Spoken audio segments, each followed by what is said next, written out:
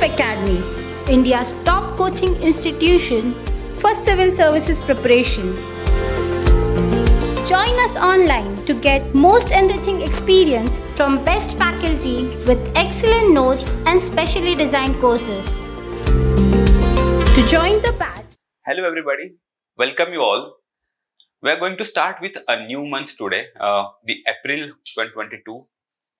My name is SATYAJEET. On the behalf of this academy, I welcome you all in these sessions where we discuss current affairs, which will help you in this year's prelims, right? These current affairs were organized on the basis of on the lines of the questions they ask in prelims. Okay. Now this is the first half of the prelims, and let's start with our first news. This first news is regarding one important program for economy, that is a RAMP program. By the way, before we start, what is RAMP and all? You must have heard about the contribution of MSME sector to the economy. Okay, so in terms of data, the MSME sector, that is the medium small, right? So the MSME sector, which contributes to economy in huge terms, in terms of employment, in terms of the growth, in terms of production facilities, in terms of export, right? Do you know that around 40-45% of the total industrial output is contributed by nothing but the MSME sector? It contributes to 30% of total GDP from the industries or the secondary sector, right? At the same time, it employs around 11 crore, that is 110 million workforce in the MSME sector. And also around 30% of the total export, something like that. The numbers may vary, but around 30%, 35% of the total exports, it is contributed by the MSME sector. It is called that India is largely an MSME economy. And but by the way, despite this huge contribution of the MSME sector to the Indian economy, the MSME sector faces large amount of problems and issues and challenges, you can say, in their functioning. The challenges may vary, like from the basic infrastructure like roads, connectivity, electricity, etc., to rules and regulations, to many other problems, just like efficiency, the problem of lack of skilled manpower. All those problems the MSME is facing, and the major and one of the most important problem is nothing but the lack of availability of easy credit, cheap credit, right? At the same time, the you can say MSME also faces the problems of the repayment, so the payment issues. Okay, so on the part of those industries to which the MSMEs supply their goods, they often, you can say, frequently experience the delays in their payment of the bills to the MSMEs. Okay, and that's how they are not able to plan their next year very efficiently. That's how the lack of you can say the professionalism and efficiency are the main problems of MSME sector. So government, citing the contribution of MSME in Indian economy, at the same time the challenges faced by the same sector, the MSME, the government is through that ministry is planning to revamp the MSME sector. So this program, this scheme is regarding that, how we can, you can say, utilize the full potential of the MSME sector to the Indian economy. Okay, what is RAMP, by the way? So first of all, why it was in news? Of course, RAMP is raising and accelerating the MSME performance. By the way, it was in news recently due to the Union Cabinet approved USD 800 million crores, right? So 800 million, that is a World Bank assisted program of RAMP, right? So cabinet has approved this program.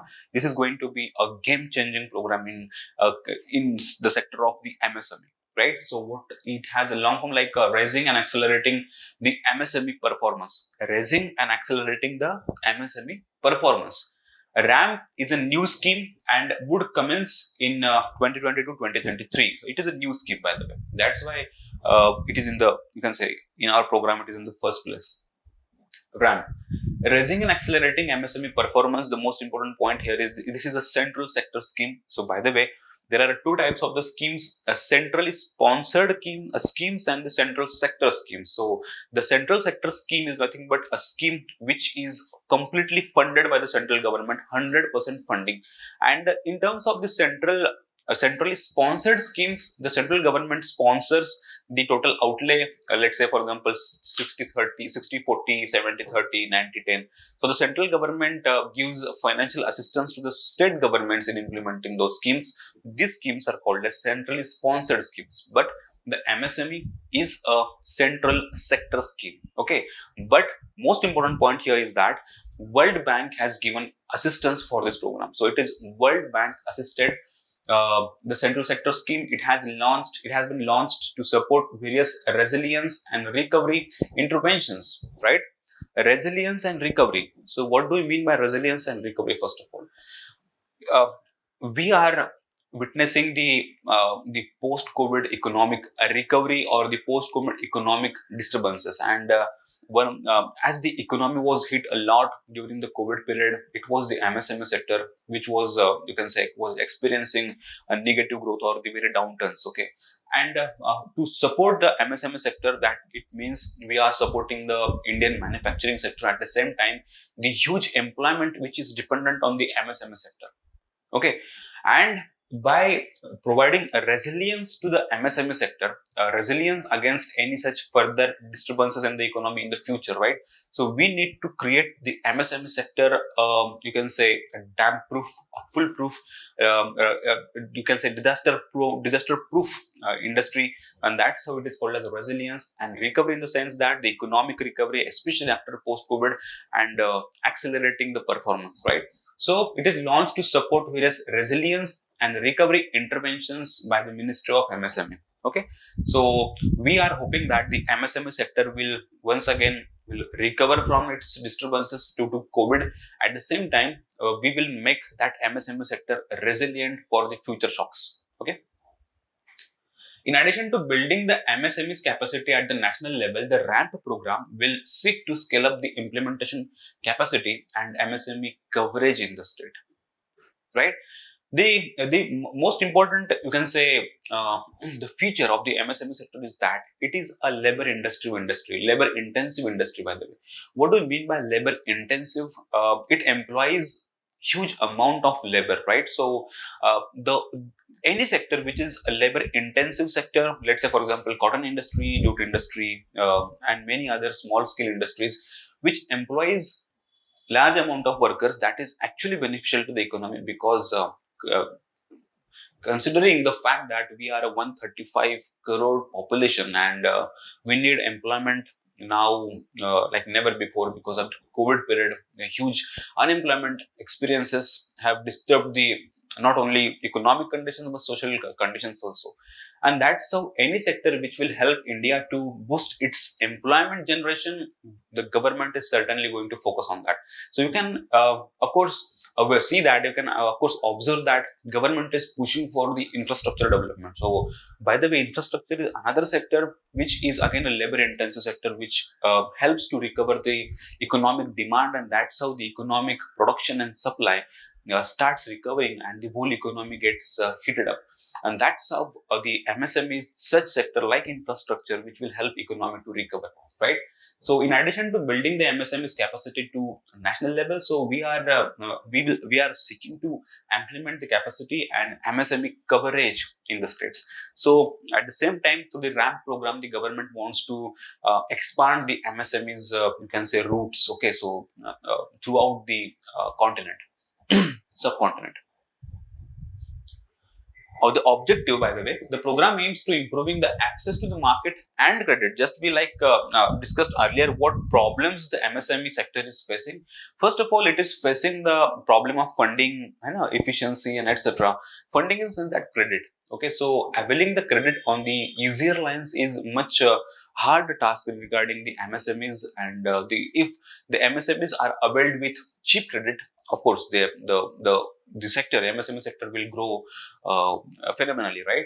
But right, so that's how the government intends to improve the access to the market in sense of the markets, not only domestic but also foreign markets through exports and all. strengthening the institutions and governance at the central and the state. So the governance related issues approvals, rules, regulations, licenses, and etc., and other policies, labor laws, etc.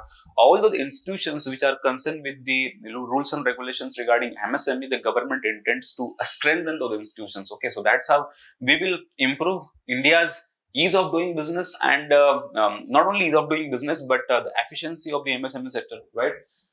Improving the center-state linkages, partnerships, addressing issues of delayed payments. So earlier we talked about the delays in the payments. Of course, MSME. I would like to say that the most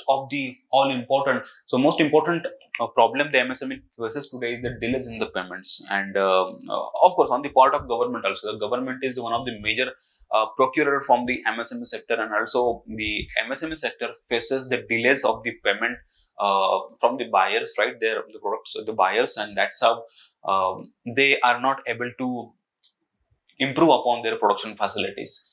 And greening of the MSME is another objective. What do you mean by greening of MSMEs? MSME sector is because of their size, right? Their overall technological development is, or the technology they use in their industry is not so sophisticated. And many times in many industries, the technologies and machineries those are used, they are huge contributors to the carbon emission. And they use cheaper, you can say, fuels like coking or the bottom of the barrel coal and many other such polluting fuels they use, right? And that's how the MSME sector, though it is very important for the economy, it is responsible for a larger carbon footprint, and government is intending to what is the future, by the way, of the Indian industry? It is greener. So that's how we now need to start now. We need to act now in the sense that the MSME sector, the Indian production facility should be aligned on the greener lines, on the sustainable lines, and the government is planning to make the MSME sector to transform the MSME sector to the less carbon emitting sector, green sector. That is called as the greening MSMEs, right? So where we are going to use new technologies, those will be more sustainable, less carbon emitting, and right. So more greener technologies, more greener facilities we will use in the MSMEs, and that's how this objective is again a holistic objective. Okay, now RAMP will function as a, first of all, there are three prongs of this scheme. Through RAMP, the government is intending to, by the way, the RAMP as a policy provider, knowledge provider, and technology provider. So these are going to be the three pillars of the this RAMP scheme. The first pillar, that is the being a policy provider through the enhanced capacity for the evidence-based policy and program design to enable the delivery of more effective and cost-efficient MSME interventions to improve competitiveness and business sustainability. So, most importantly, the industry is nothing but a business, and MSME, considering their size, they do not have or they cannot afford to employ the management guys. Okay, so the highly sophisticated, skilled management labor force is not available with the MSMEs. And once the human resource, which is in the sector of policy making, if it is not available with the MSMEs, how they can plan for the growth, you can say, and many such other goals and visions. So RAMP through this program will provide policy, so will help the MSMEs in designing the MSMEs on very, you can say, modern lines. Okay. And the second is knowledge provider through the benchmarking, right, sharing and demonstrating the best practices, success stories by leveraging. Most importantly, the MSME sector today, by the way, if you can observe any industrial area around your township, you can say that if you can visit any plant, you can say that these industries in the Indian manufacturing sector, they are lined on the 60s and 70s type of infrastructure, right? And we are much behind the Western world in terms of the complete organization of the assembly lines, complete organization of the industrial output, the quality, the technologies we use, the manpower we employ, the programs, the policies we design, the goals we set for the industry. they are not matching to the time. Okay, and that's how, if we want to match our, or if we truly want to make India, or make in India, and make India the global hub for the production facility, manufacturing facility, we need to align, we need to transform the whole manufacturing process, the whole industrial process on very modern lines. And that's how the knowledge that should be available, with the MSMEs, that is the knowledge regarding how to produce, right? So what are the best practices, what are the, you can say, new technologies, how to manage the things and all. So all these things need to be given as a resource to the MSMEs. And the RAM program has one of the three pillars as the knowledge provider. Okay, so first of all, it will provide a policy, secondly knowledge to the MSME, and thirdly technology. Okay, so the technologies, those are you can say, are matching with the time, right? As the world is as the world is moving towards the fourth industrial revolution, where the IoT, AI, you can say 3D printing and all these technologies, metaverse, the world is going to change, right? And as just like the world, the industry will also change, and we are entering into the 4.0. And we are still in a 3.0 like situation, or 2.0. So somewhere between 2.0, industrial revolution 2.0 and 3.0 can be a category where the Indian MSME sector lies today. Okay, so we need to create a great leap if we want to move to 4.0, right? And that's how we need technologies, right? Technologies based on IoT, AI, data analytics, etc. Okay, so this RAM program is also intended to provide the most of the sophisticated, most of the modern technologies to the MSME sector, right? Now, this was about, I think, RAM program, right? And just like we discussed about what is the need and the significance of RAM, the 40% of the MSMEs in India lack the access to the finance. Finance is the most important, we can say, it acts like oxygen to the MSMEs. So without that, how MSMEs can function? First of all, you are not creating the facilities by which the MSMEs can avail the easy credit. At the same time, you are making the payments on delayed basis. So how we can expect that MSME will contribute to the economy, and how we can expect its growth? Okay, the 40% of MSMEs in India lack access to the finances, and MSMEs are backbone of the Indian economy. The RAM program will with impacts across the country, will directly or indirectly benefit all 63 million enterprises. So the number is huge. 63 million enterprises in MSME sectors, right? So, and around 11 to 12 crore population, or the workforce, is employed in MSME sector. Okay, that is the need and significance. So just like that, so it is about 120 million persons, and contribute around 45% to the overall exports. That is huge, right? That is huge. 45% of total India's exports are directly from MSME sector. At the same time, so 20% of MSMEs are based out of rural areas, which indicate that deployment of the significant rural workforce in the MSME sectors. So these points were, of course, related to the, they are relevant in mains. By the way, I added those points because we should get the idea of how MSME sector is important for the Indian economy. Okay. Now, the one important program, by the way, this was the first was the RAM program that the cabinet has given approval. RAM is nothing but raising and accelerating the progress, the performance of the MSME sector, right? Now, the new such program, that is New India Literacy Program, has been unveiled by the central government. It was in news because the union government approved the centrally sponsored. Now it is sponsored. The first scheme, that was the RAM scheme we discussed earlier, World Bank Assisted Central Sector Scheme. The central sector means 100% central government. Now here it is a centrally sponsored schemes. Which scheme is central sector and which scheme is centrally sponsored largely depends on the topic or the subject and its position in the 7th schedule. If it is union topic, union list topic, right? So it will be completely funded by central government. If it is a state topic, it will be funded by the state governments. If it is concurrent list topic, so of course both will contribute to that. In that case, education. Okay. So Union of India has approved a centrally sponsored scheme where the central government and the state government will together implement the scheme in terms of the finance and funding, namely New India Literacy Program, that is NILP. Okay. So first of all, why do we need that program even after the Saksharta Bharat Abhiyan and all, right?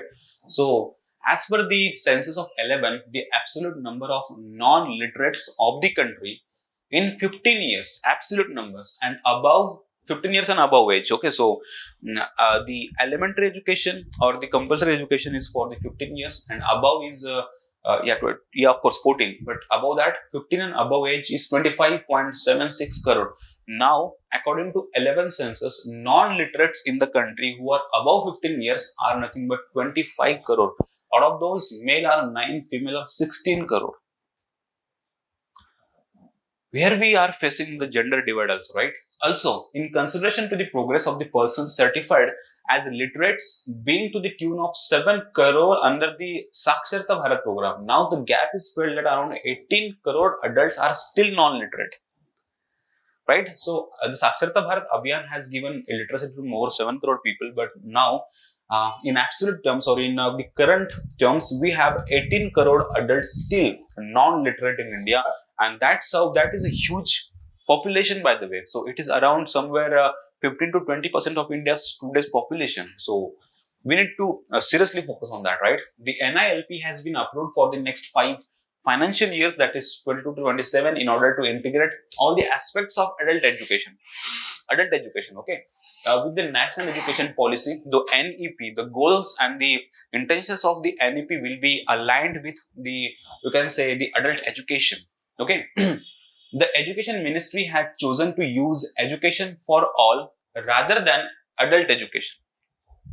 Though the basic intention of this program, that is national literacy program, is adult education, but the word we use is now the education for all, since the previous terminology was not applicable to the non-literates aged above 15 and all, right?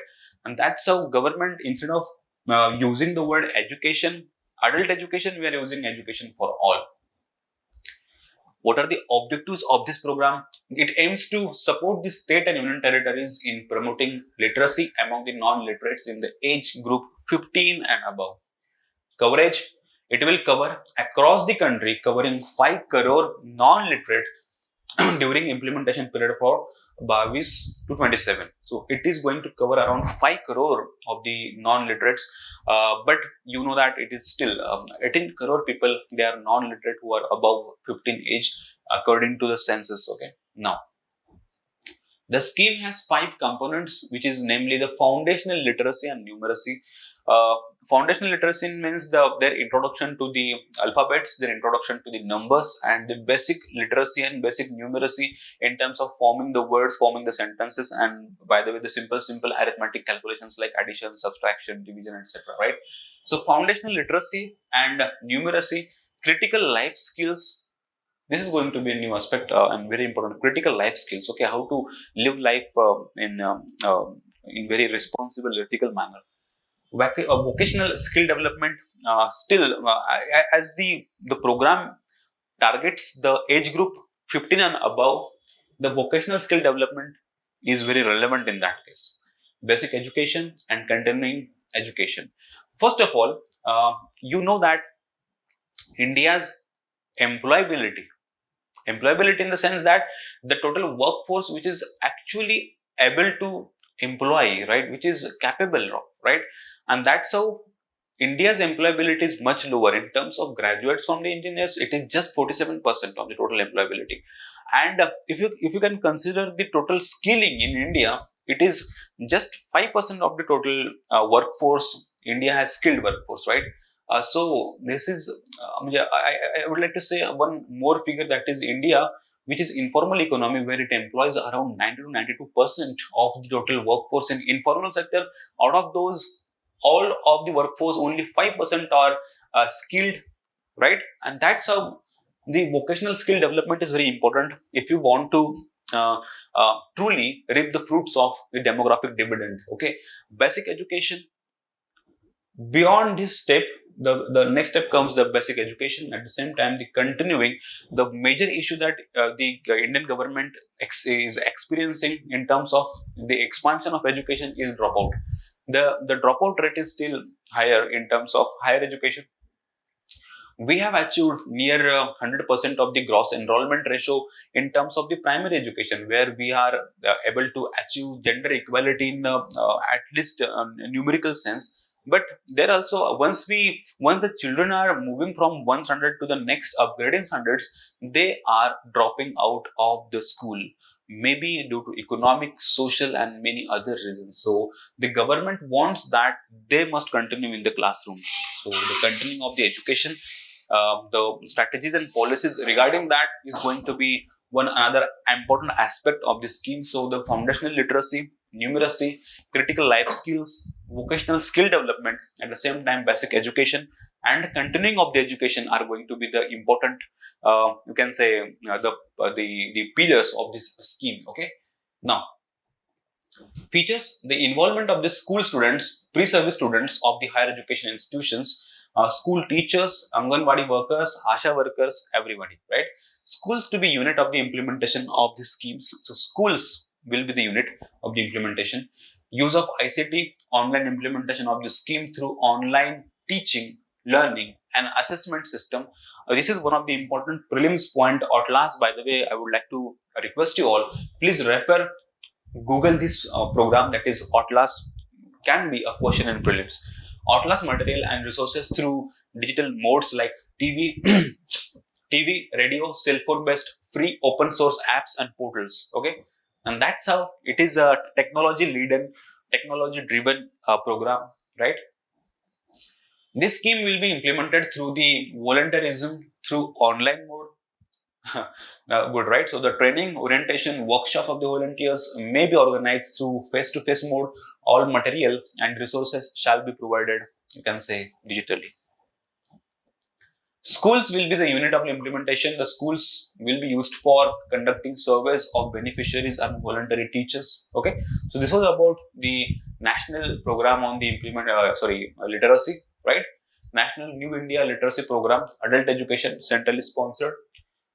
Because we still have 18 crore illiterate population, where we are focusing on the education for all 15 and above, right? 5-year program and 5, you can say, components here. Schools as the implementation agencies and these workers, including the volunteer teachers, and Atlas is going to be our ICT platform. Okay. Now, the next is Bamiyan Buddhas. Bamiyan Buddhas is by the way, Bamiyan is a particular geographical location. So you need not to confuse about whether it is a sect or cult in Buddhism. Just look at the picture. First of all, it is in Afghanistan. So why it was in news? The Taliban regime in Afghanistan assured the world of its intention to protect and conserve the Buddhist heritage in Mes Ainak. Okay, so Mes Ainak is a Buddhist site in Afghanistan where these, you can say, these statues are located. It is a huge site and which is a holy place for Buddhism. Okay, so Taliban has given assurance that it won't destroy the Buddhist heritage of Mes Ainak. So let's discuss about the Bamiyan Buddhas. So the Bamiyan Valley along the river of the Bamiyan in Afghanistan, and it was a key node, it is a node on the Silk Route. So the Silk Route, you can say, which passed over the north of the India and all, it experienced transmission of various religions throughout the world. Okay, so in that case, in Afghanistan, Buddhism reached from Indian subcontinent to Afghanistan through the Silk Route, and the river Bamiyan and the Bamiyan Valley was one node on that Silk Route. Okay, a key node on the early Silk Routes, emerging as the hub of both commercial and cultural exchange. The Bamiyan Buddha statues hewn from the sandstone cliffs. So if you can observe here, these are the sandstone cliffs. Okay. So the hewn from the sandstone cliffs are said to have dated back to the 5th century AD and were once the tallest standing Buddhas in the world. Now, these statues were examples of the perfect blend of Gupta, Sasanian and Hellenistic artistic style. As the Silk routes were the nodes of the experiences, that was actually a route of not only commercial exchange, but it was the route of the cultural exchange, and that's how the Bamiyan site was developed. And we can observe there the confluence of Gupta, Sasanian and Hellenistic artistic styles in the architecture, right? Sasal and Shamana are the two rulers, by the way. The two tallest Buddha statues in the region are called the locals, were raised by the Taliban regime in 2001. So Salsal and Shamana, the two of the tallest Buddha statues, they were the statues. They were, you can say, the locals raised them in Taliban region in 2001. In 3, UNESCO included the remains of the Bamiyan Buddha in the list of the World Heritage, right? To mark 20 years of the destruction, that is on the March 9 of 2021, the statues of Salsal was recreated. A 3D projection was beamed at the Al-Kow, right? So where it had stood. So there was a 3D projection, by the way, on this date, March 9. So let's discuss about Mes Ainak site, a site that is located 40 kilometers southeast of the Kabul, Afghanistan. It is located in the Logar province's barren region. This region contains the largest copper deposits in Afghanistan.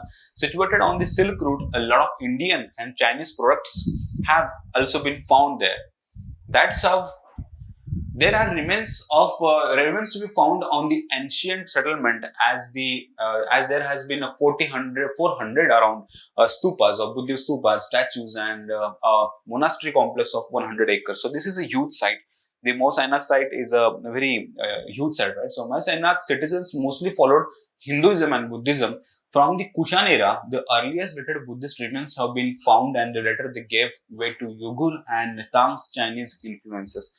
So that is quite possible, by the way, in Afghanistan, how Buddhism might have reached, how Hinduism reached, how India received Islam and Sufism through this the cultural exchange through Silk routes. So that's how. But with the rise in the religious revivalism or extremism, at the same time, the terrorist regimes like Taliban, they you can say waged a war against the other religions, and the Buddhism and the Buddhist statues, the sites like these were made a victim of the extremism, religious extremism. Okay, between 5th and the 7th centuries AD, this site reached at its peak.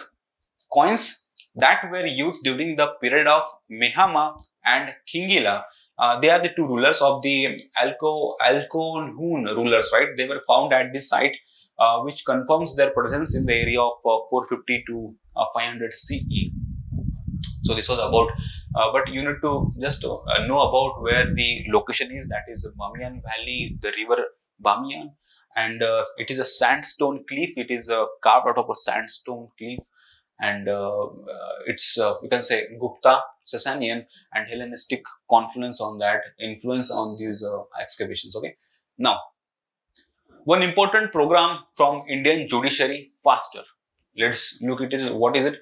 CJI Ramana sir launched the digital platform that is fast and secure transmission of the electronic records. Fast and faster, right? So fast and secure transmission of the electronic records. This is going to be one of the important game-changing, you can say, technological improvement in terms of judicial performance, judicial functioning, and that's how the program of Faster is going to make judiciary one of the important, not only important, by the way, one of the efficient institutions in India by use of technology on very efficient lines. Okay.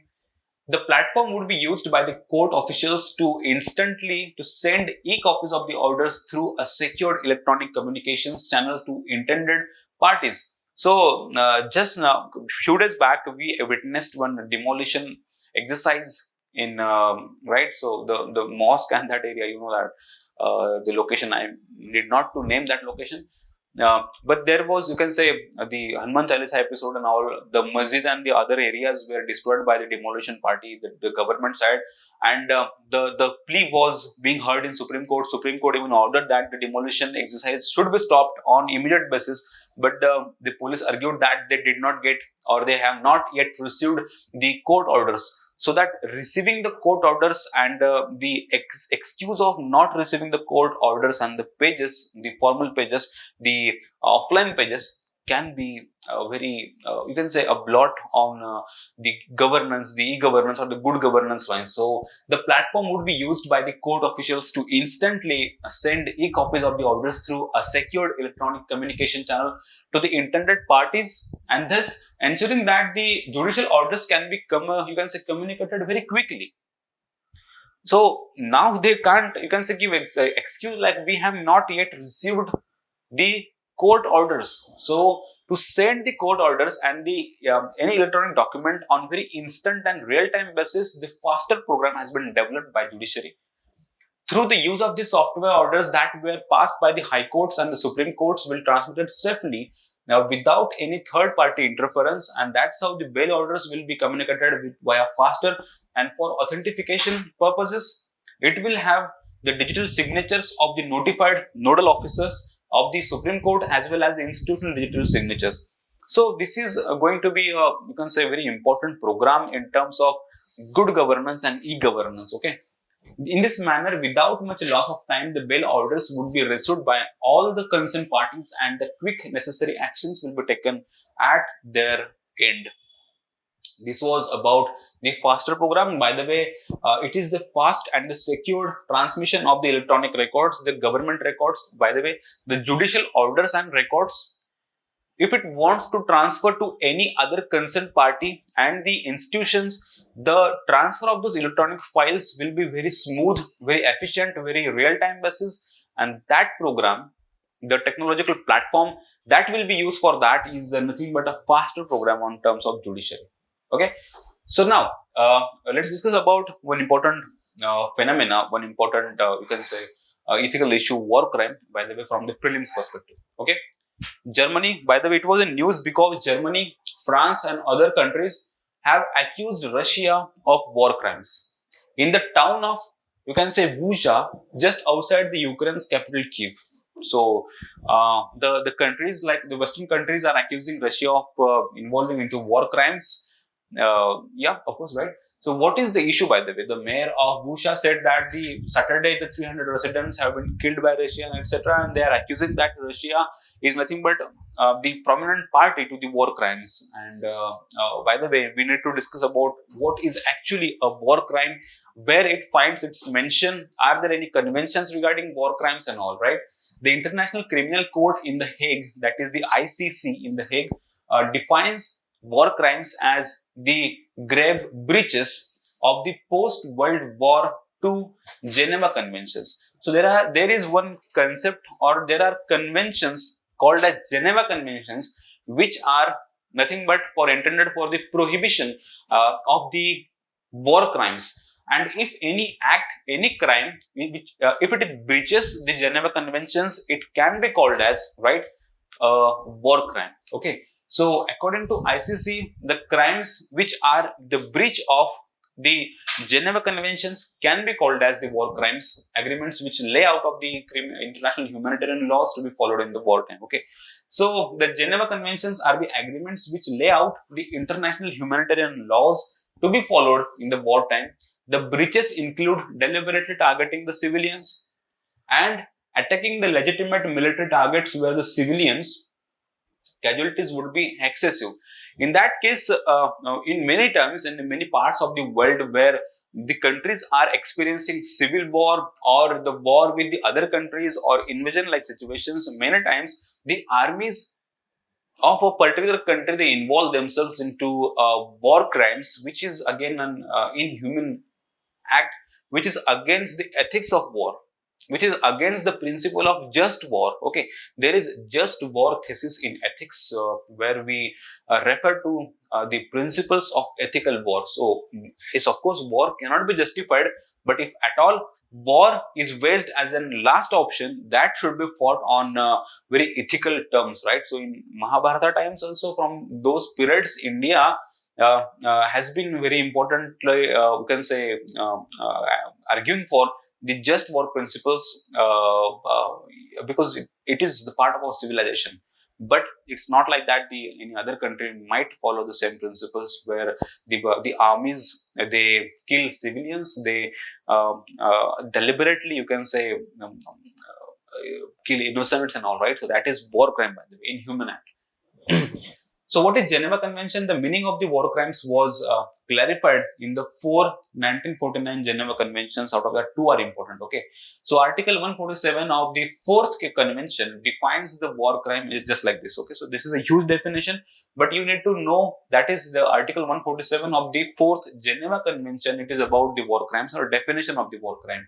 So you might recall that UPSC once asked about the ILO conventions.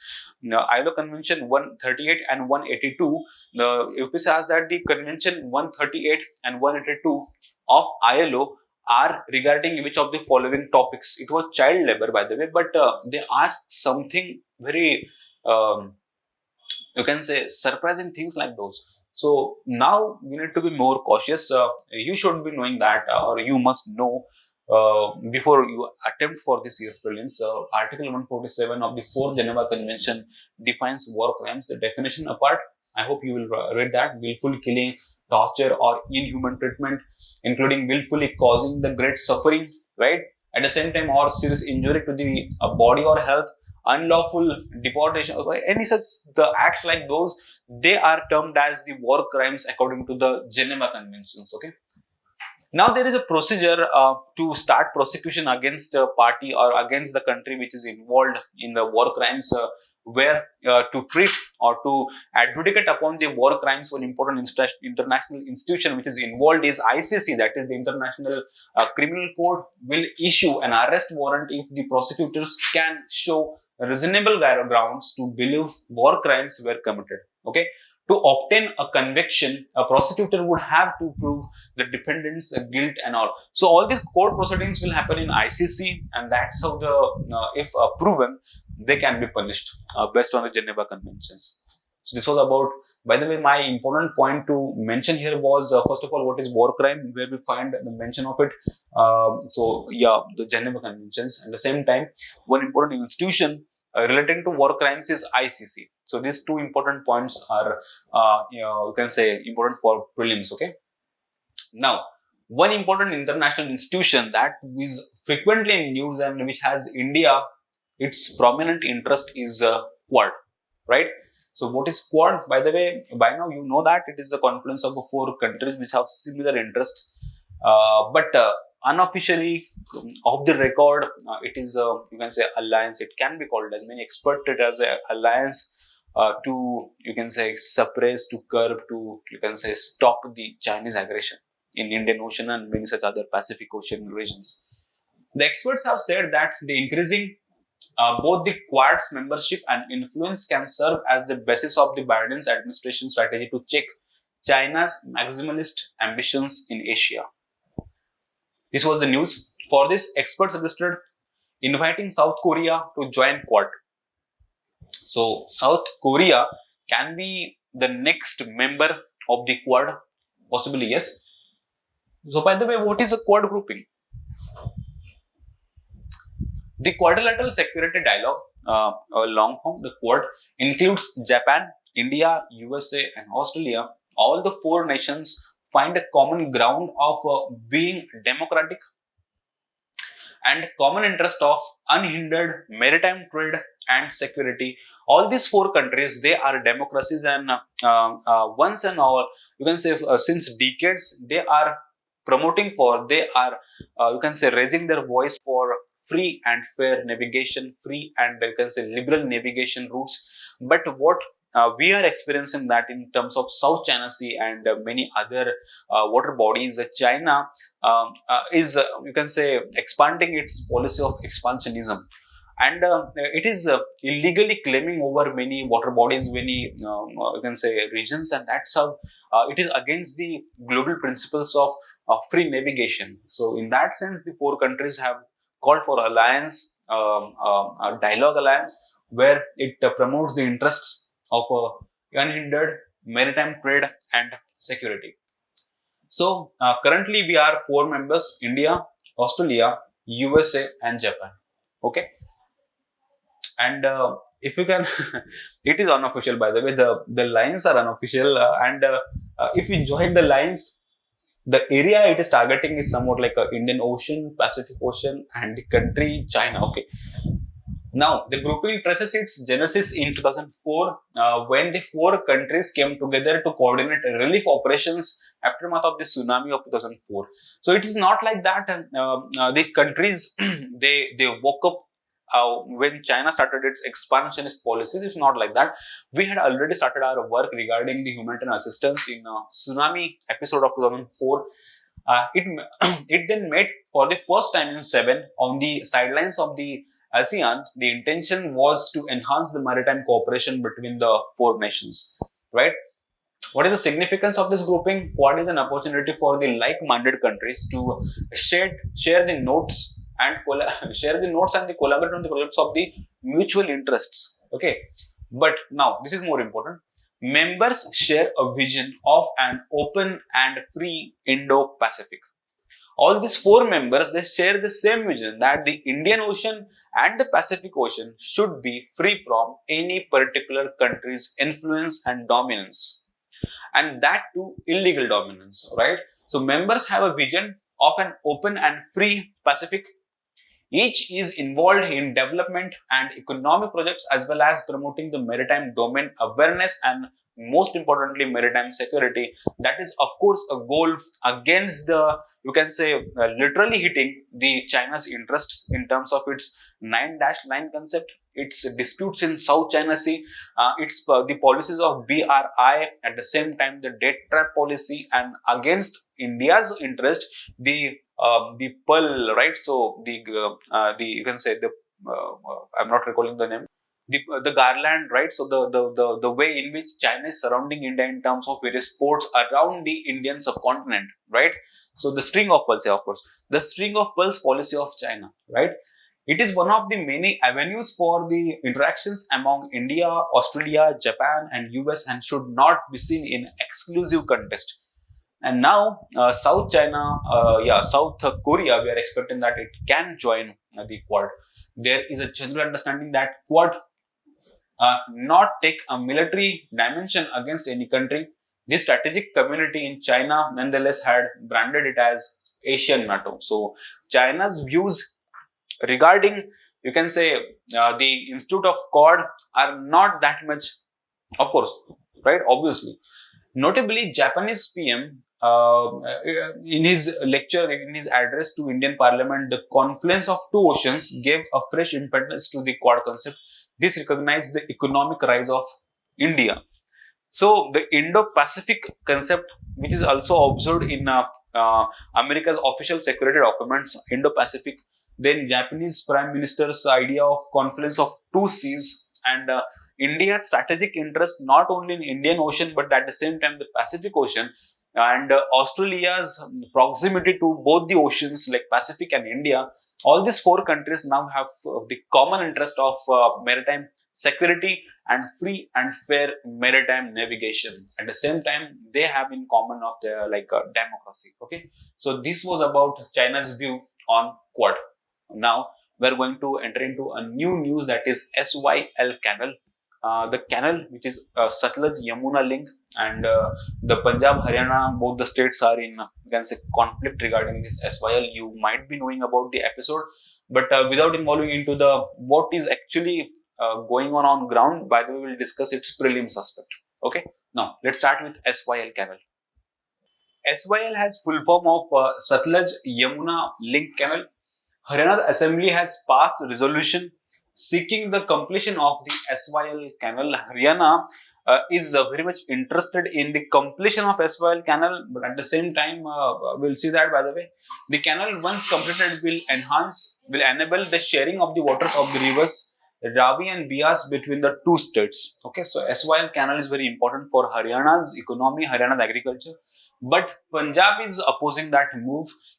In such a situation, the government says that the sharing of the water will with any of the other state is impossible because the Punjab is facing the water crisis like never before. Okay, so in that sense, I have given some data here, which we can say that the Punjab is not interested in SYL Canal. many protests are being organized in Punjab state against the completion of the SYL, but Haryana is interested in early completion of SYL. Okay, so canal to enable the Haryana to use its share of the waters in Satluj and their tributaries like Bias. A canal linking Satluj with the Yamuna cutting across the states was planned, so the river will be, you can say, brought down to the Haryana state from Punjab, from its tributary like Bias and all. And that's how Punjab is not interested in that to share its water. A tripartite agreement was also negotiated between Punjab, Haryana and Rajasthan in that regard. Satluj Yamuna link canal is proposed 214 kilometer long canal to connect the Satluj and Yamuna rivers. However, the proposal to met obstacles and was referred to the Supreme Court. What is Haryana's demand? Haryana has been seeking the completion of the SYL canal to share around this acre feet of the river waters, but it maintained that Punjab should comply with the orders of Supreme Court, right? And Punjab is not complying with that. By the way, this politics apart and the topic apart, you must know the location of the SYL canal. It's a geographical location. How the details about river Yamuna, river Satluj, its tributaries and many other such areas and their origin about that, and that leave that that you will go do for research. Now, of course, yes, about Yamuna, Satluj and its tributaries. Okay, now before investing much more time in this news, we'll enter into an important news, that is Covaxin.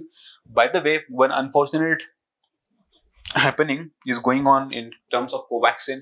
Why WHO suspended Covaxin? By the way, you from this news you get to know that WHO has suspended Covaxin's use. WHO has suspended the COVID-19 vaccine Covaxin supply through the UN agencies, right, after an inspection flagged issue relating to the manufacturing. So WHO has found some manufacturing issues while it was performing its inspection in a Covaxin facility, and it has suspended you can say regarding that issue, suspended the COVID-19 supply through UN agencies. Now, what is going on and when it was approved? By the way, in a few last sessions, if you can recall, we had discussed about WHO has given Covaxin approval, or EUL, that is Emergency Use License, which was a scientific approval in the terms of its efficacy. Okay, so Covaxin had got emergency use listing, licensing, right? They also called as licensing, EUL, from the WHO in November 21, as it made the standards by the WHO for protection against the coronavirus diseases, right? And if you can recall, EUL is nothing but a certificate of its safety, a certificate of its efficacy and foolproofness. Okay, so in earlier months, you can say WHO has awarded the Bharat Biotech's Covaxin EUL, and that's how the Covaxin was being supplied at the global levels through many UN agencies. But now WHO has found some defects in manufacturing facilities, and that's how it has suspended the Covaxin supply. The WHO's EUL is also a prerequisite for the Covaxin to part of the supply under the Covaxin initiative, right? COVAX initiative, right? The license thus paved the way for Bharat Biotech to supply Covaxin to UN agencies, COVAX initiative. So COVAX initiative is different, Covaxin is different, right? Now, what's the issue now, by the way? At the time of the EUL for the Covaxin was granted, however, the WHO had not done an inspection. It was based on the data given by the Indian government, and it was awarded with the EUL, but after the inspection, WHO has found that it needs to be suspended. The inspection was done in March 2022, based on which the WHO has announced the suspension of supply through UN agencies, and its inspection, WHO found that deficiencies in the good manufacturing practices. A GMP is a technical term in terms of WHO, where WHO found certain deficiencies in terms of the manufacturing practices, manufacturing procedures, some defects in those procedures, then WHO can raise the flag of not being compliant with GMP, that is the good manufacturing practices. Okay, so first of all, what is GMP? A good manufacturing practices, by the way, this can be a separate question in prelims, so they can ask you, as the COVID is not yet gone from the you can say it's a favor. So COVID it might ask just like what is good manufacturing practices, or which institution is concerned with the good manufacturing practices? Okay, and the answer will be WHO, World Health Organization. The good manufacturing practices is a system for ensuring that the products are consistently produced and controlled according to the quality standards. So GMP is a very important certification, a very important approval from the side of you can say WHO, which proves that the company or the vaccine producers are compliant with the GMP quality standards. Okay, it is designed to minimize the risks involved in any pharmaceutical production that cannot be eliminated through the testing of the final product. So it is about quality standards, by the way. More than 100 countries have incorporated to the WHO's GMP provisions. So each country has to be compliant with the GMP the provisions, that is the quality standards in terms of manufacturing. Okay, so more than 100 countries have already incorporated the WHO's GMP provisions into their national medicinal laws, and many more countries have adopted its provisions and approach in defining their own national GMP's requirements. So there are certain requirements on the part of WHO to regarding the manufacturing of the critical vaccines like these, where the countries also can have their own GMP, the requirements, GMP procedures. The WHO GMP countries to continues to be used as a basis of the WHO certification scheme and pre-qualification for the vaccines for the procurement by the UN agencies. Now, as the Biotek's Covaxin was awarded EUL first, and then it went for inspection. It found now that you can say the Covaxin is not compliant with the WHO's, you can say, the GMP procedures, right? Now, a couple of points about Covaxin. Covaxin is a virion inactivated vaccine. We have discussed about this Covaxin in very details in, I think, October-November month, right? So Covaxin is a virion inactivated vaccine against the SARS-CoV-2 developed in partnership with the ICMR and India's National Institute of Virology, that is in Pune, right? So of course. So, India's first and the largest phase 3 efficacy trial with 25,000 has completed, included in the trial. So, Bharat Biotech's Covaxin. Okay. Now, one important, by the way, in the last news, the word GMP, that is the manufacturing practices, the good manufacturing practices, was very important point. It can be asked in the prelims. It is regarding WHO, World Health Organization, right? Now, let's enter into the next news. There was one important personality in the news, Babu Jiman Ram, very famous personality, especially you can say in terms of the movement, Dalit movements, Dalit rights, and their interests. Okay, so that's how Babu Jiman Ram, very important personality from the perspective of freedom fight. Prime Minister paid tribute to the freedom fighter Babu Jiman Ram on his 115th birth anniversary, right? So let's talk more about Babu Jiman Ram. Babu Jiman Ram, popularly known as Babuji, was a national leader, a freedom fighter, a crusader of the social justice, at the same time a champion of the depressed classes, an outstanding parliamentarian, a true democrat, a distinguished union minister, at the same time an able administrator and exceptionally gifted author. Most importantly, from the perspective of the freedom fight, his contribution regarding the Dalit rights is very important. Just like Ambedkar, his contribution is very well known and renowned. You can say it is again recognized in you can say social justice regarding Dalits. Okay, Babu Jiman Ram has organized a number of Ravidas Sammelans and had celebrated Guru Ravidas Jayanti in different areas. Again, one important personality, deity in terms of Dalits. In 1934, he founded Akhil Bharatiya Ravidas Mahasabha in Calcutta, important for prelims. He was instrumental in the foundation of All India Depressed Classes League.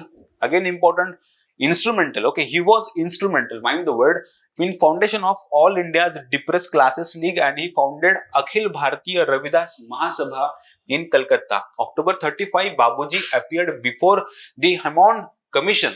So Hammond Commission is very important at Ranchi and demanded for the first time the voting rights for Dalits. Okay, inspired by Gandhiji, Babuji courted arrest in 10th December 40. After his release, he entrenched himself deeply into civil disobedience movement and satyagraha. So he was Gandhian, by the way. He followed Gandhian ways of his protest, famous for being a Dalit. You can say crusader of social justice and the voice of the Dalit, right? And that's how Babu Jiman Ram's contribution to the freedom fight cannot be, or we cannot find any parallel in history, right? So Babuji has arrested again in again 42 and for his active participation in Quit India movement launched by the Indian National Congress. He has also served as the Deputy Prime Minister of India after independence. So very important personality, by the way, right? So importantly, these 2 points are important for prelims, by the way, and I think, yeah. So his contribution in terms of civil disobedience, satyagraha, and Quit India. He also participated in many Gandhian movements. Okay. Now this was about modern India. Let's talk something about sciences because one important phenomenon the scientists have observed, that is the geomagnetic storms. What was being observed? The Earth is likely to hit by the geomagnetic storm on 7th of April, according to the Space Weather Prediction Center of the National Oceanic and Atmospheric Administration (NOAA).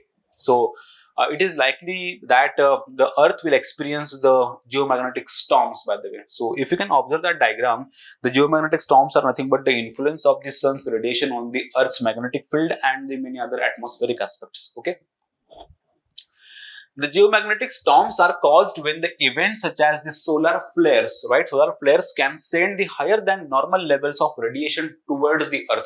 When the intensity and the quantity of the sun's flares increase beyond normal situation, it is called as the above normal radiation which Earth receives, and there are certainly changes which can be experienced on the Earth because of those abnormal changes in the solar flares. This radiation interacts with the Earth's magnetic field, causing the geomagnetic storms, right?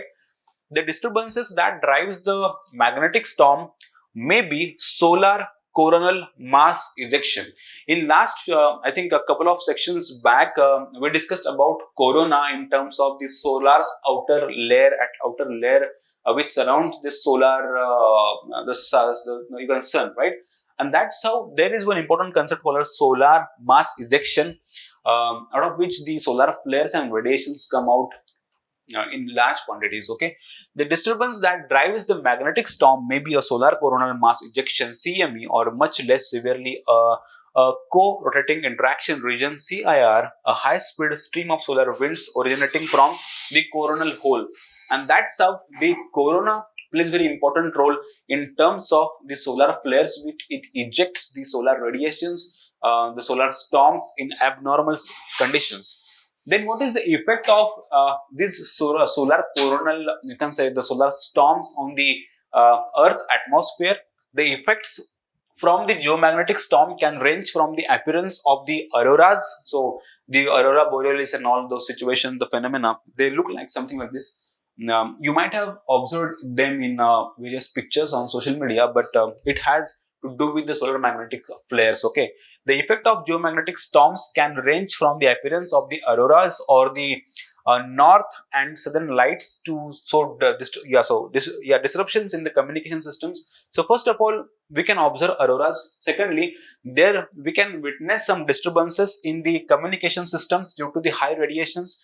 This would make it difficult to the communicate with the others on the Earth. So first of all, some geographical phenomena like auroras can be observed. At the same time, it can influence the Earth's ionosphere, and likewise and likely because of that, the communication systems can get disturbed, right? The geomagnetic storms are classified according to the scale that measures the effect of that storm that we experience. Okay, so it is arranged from G1, G2, G3, G5, and that is nothing but the classification based on the effect of those storms. So at its safest level, the G1 storm affects the power grids by causing weak fluctuations. So G1 is the, you can say, least of those effects of the storms. If that storm, that solar storm is termed as G1, it will have the causing weak fluctuations in power grids, minor impacts on satellite operations, and causes the north and the southern lights to occur. First of all, the solar storm, the geomagnetic storm, is abnormal emission of the solar flares in large quantities, and which influences the Earth's atmosphere, communication systems, and it can give rise to the many geophysical phenomena like auroras. Okay, and that's how their classification, they are classified on terms of their impacts on the Earth, the G1 being the least impact. Okay, as the most extreme is G5, there would be voltage control problems with some grid system collapses or blackouts. Radio waves wouldn't be able to travel 1 to 2 days. Low frequency radio would be out of the hours, and the auroras would be able to seen at the lower latitudes than usual. So first of all, if the severity of the geophysical that storms increases, we can observe the disturbances mostly in the communication system, our infrastructure like power grids. At the same time, the radio waves can be disturbed for a couple of days, and if the total communication on the Earth get disturbed for a couple of days or more, you can imagine that how it can impact on the whole economy, society, polity, and that's how it is in the interest of everybody that they need to be studied very well. Okay, and so that we can create resilience against the solar flares. We can develop new technologies that can adapt to the solar flares, that can have no effect due to solar flares, right? And that's how the if they increase their intensity, if we can increase the extreme of G5, we can say that the auroras can be seen as the lower latitudes. That means somewhere in the mid latitudes like 40° and 45°, right? So this was about the solar, the geomagnetic storms. Now, one important news, environment, Prakriti. So Prakriti is nothing but a module. By the way, first of all, we will see why it was in news, what is this and all, right? In another step towards eliminating the single-use plastic, the Union Environment Ministry has launched Prakriti, a musket to spread greater awareness about small changes that can be sustainably adopted in the lifestyle for a better environment. It is said that to make environment, you can say the sustainable development possible, we need to change our habits. The consumers need to change their habits, and once the habits are made responsible, the production facilities should be made responsible in terms of sustainability, and that's how we can lead to a more balanced, healthy, and greener lifestyle. So the Prakriti is a musket to spread greater awareness about the small changes that everybody can adapt in their lifestyles on very responsible manners. Okay, so Prakriti is this musket.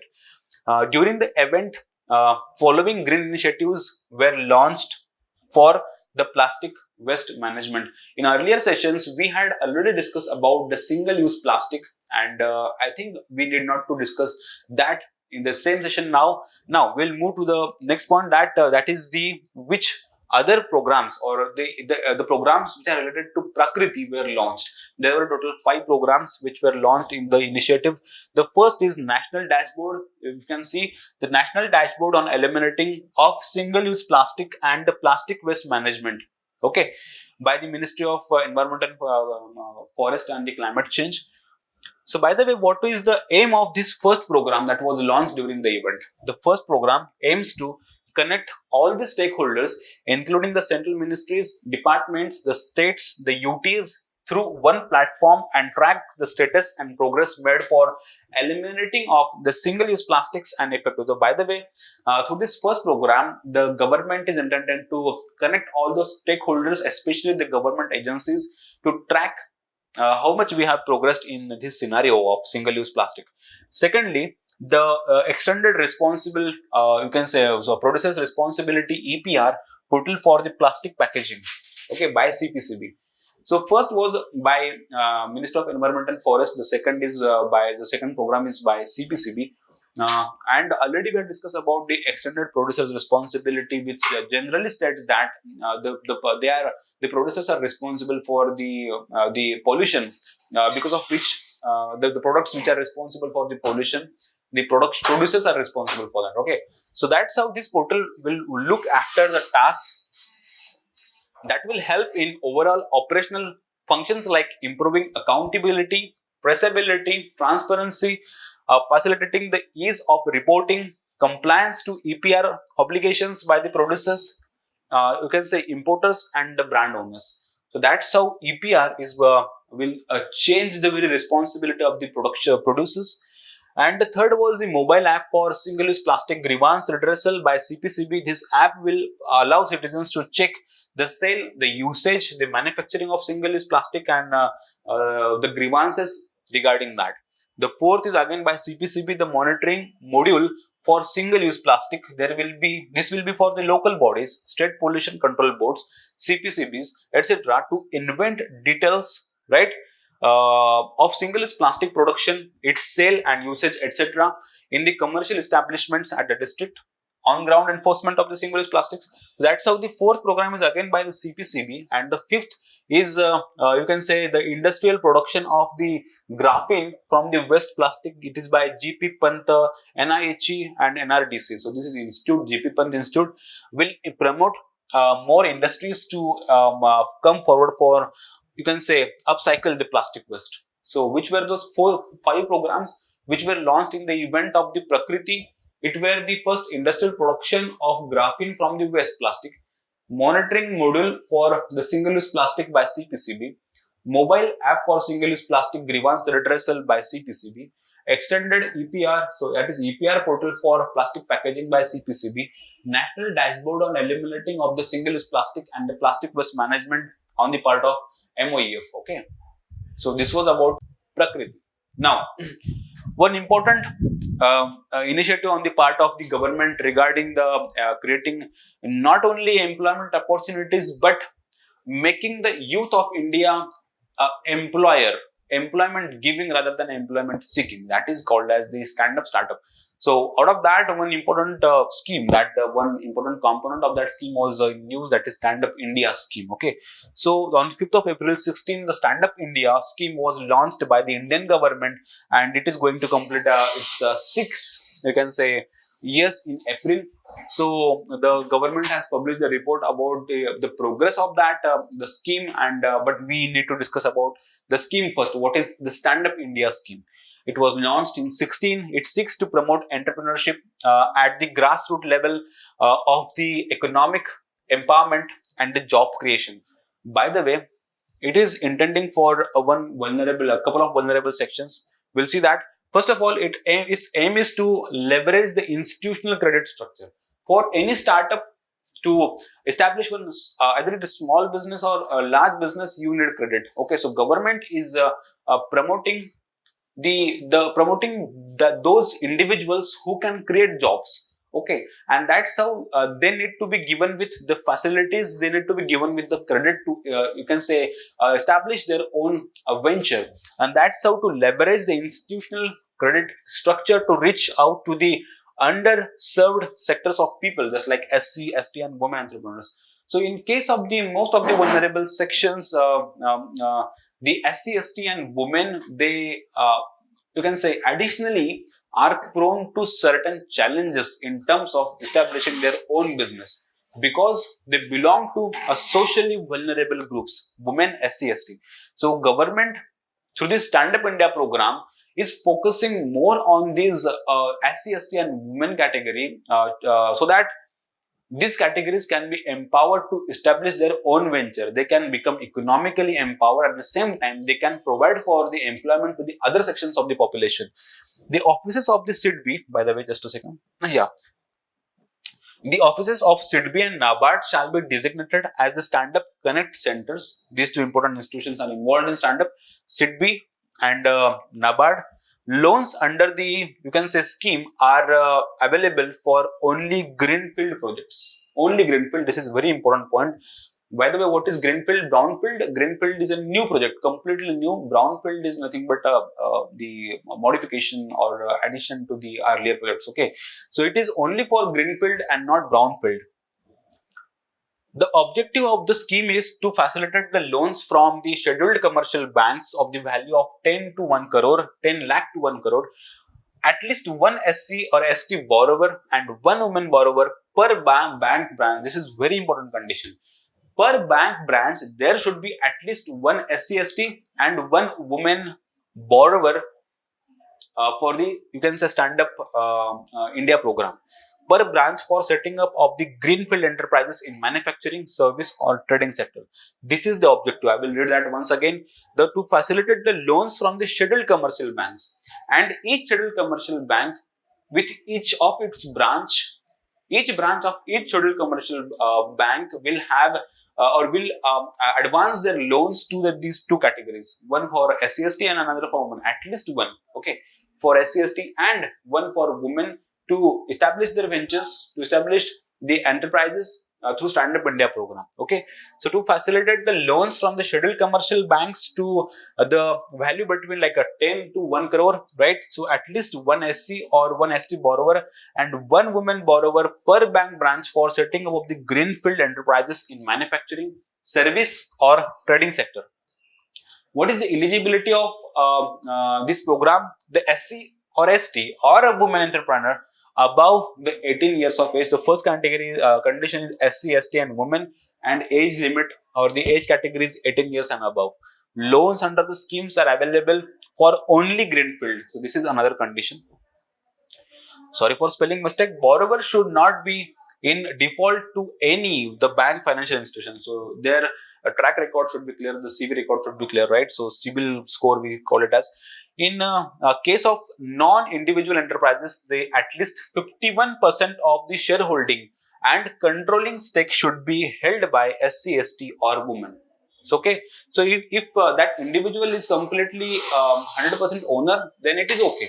But in case of the co-ownership, the ownership should be carried in that sense that the 51% of the stakes of that enterprise should be owned by SC, ST or women entrepreneur. So this was about a stand-up program. By the way, there are a couple of more important conditions in that. SC, ST or women, at the same time the 18 years of age completion, at the same time those projects should be on the greenfield lines. Okay, so let's start with our next news. Lingaraja Temple. One important cultural site was in news, that was regarding Lingaraja Temple.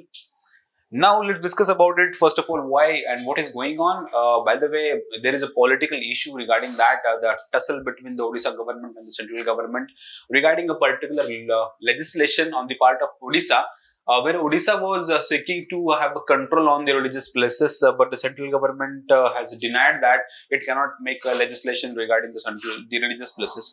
Central government has told the Odisha government that its ordinance to bring the 11th century Lingaraja Temple in Bhubaneswar and its associated temples under a special law outside the legislative competence of the state legislature. So there is ongoing tussle between central and the state government. The political issues and everything we need to set apart. But first, let's discuss about what is Lingaraja Temple, where it is located, on what architectural styles it has been created, right?